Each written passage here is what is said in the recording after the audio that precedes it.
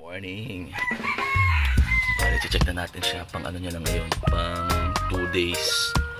Pang 2 days na yung egg niya. Kaya i-check natin kung isa na ba.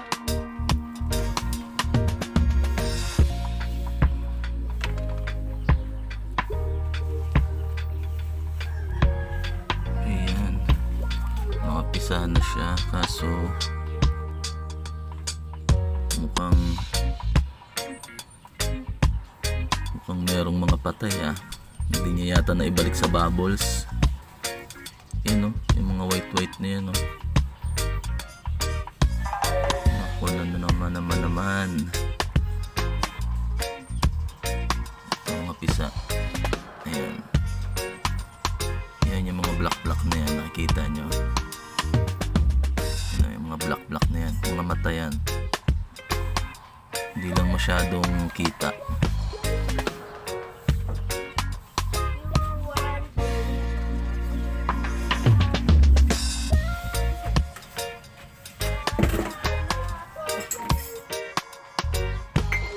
Yan, babawasan nga pala natin ng tubig kasi para hindi mahirapan yung mga fry, para maiwasan natin yung mga pagkamatay ng mga fry natin, kaya babawasan natin konti lang.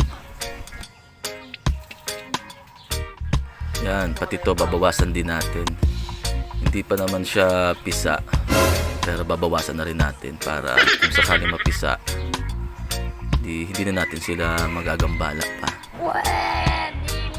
Pakita ko pala sa inyo kung paano mangitlog yan, mga yan. Ay, hindi pala yan yung female kasi inalis ko na, kasi kapag nangitlog na dapat inaalis na yon. Kaya ipapakita ko sa inyo kung paano sila mangitlog.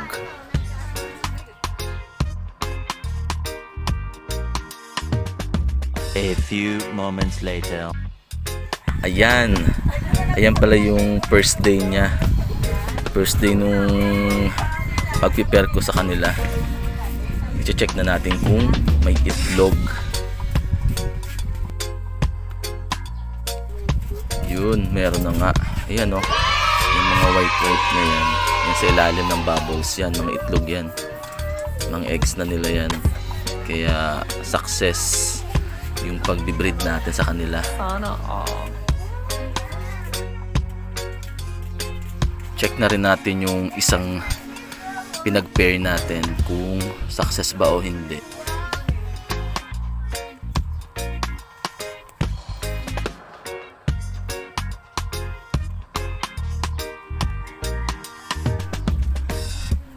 Yan, ang kapal ng bubbles. Mukhang negative bale, hintay-hintay tayo ng konti pa. Bale, gumagawa pa naman ng bubbles si male beta, kaya baka mamaya goods na yan. A few moments later. Diba? Sabi ko na mamaya pa yan ayan. Nangingitlog na si female beta natin. Kaya ayan pinupulot na nila yung mga eggs. Ilalagay na ng male beta sa bubbles. Diba? Sabi ko sa inyo, hintay-hintay lang.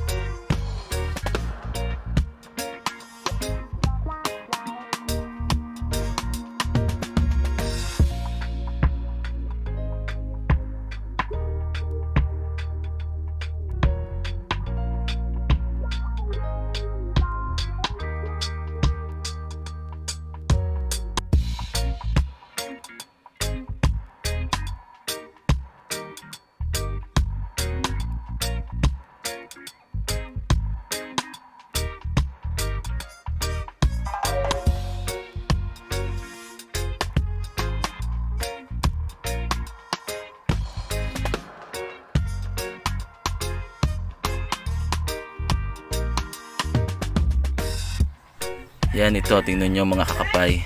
Ayan kitang kita yung mga itlog, pinupulot nila. Nagtutulungan silang dalawa. Sana all. Ayan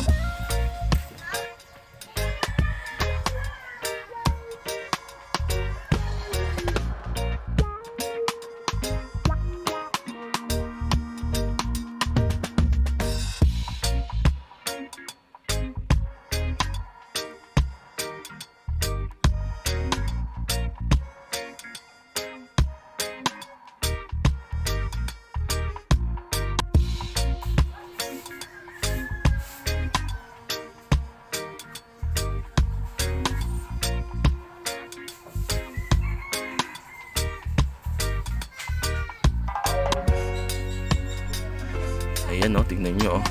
In-slow ko nga pala dito para mas lalo nyong makita. Ayan o.